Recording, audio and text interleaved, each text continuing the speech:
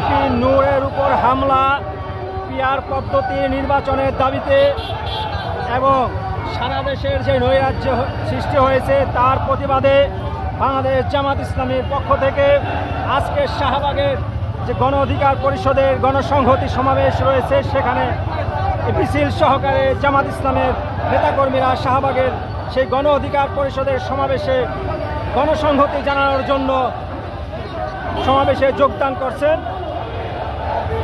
Press club থেকে এই মিছিল বের হয়ে শাহবাগের দিকে যাত্রা শুরু করেছে।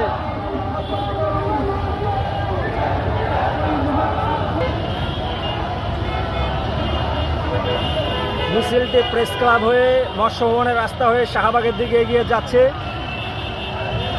গণ অধিকার পরিষদের সভাপতি ভিপি নুরুল হকের নুরুর উপর যে বর্বর হামলা এবং দেশব্যাপী যে রাজনৈতিক নৈরাজ্য এবং বর্তমান সরকারের স্বরাষ্ট্র মন্ত্রণালয়ের ব্যর্থতা এবং আইন শৃঙ্খলার অবনতি, আগামী সংসদ নির্বাচন পিআর পদ্ধতিতে সংসদ নির্বাচনের দাবিতে বাংলাদেশ জামাত ইসলামী শাহবাগের দিকে মিছিল নিয়ে পদযাত্রা শুরু করেছে।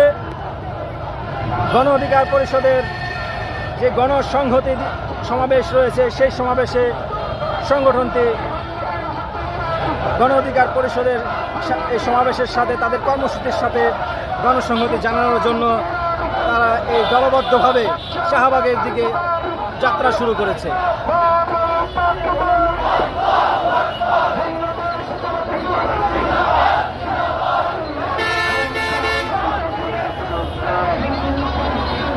জামাত ইসলামের কেন্দ্রীয় সরকারি সেক্রেটারি এহসানুল মাহবুব জুবায়ের হকের নেতৃত্বে এই মিছিল শাহবাগের দিকে এগিয়ে যাচ্ছে।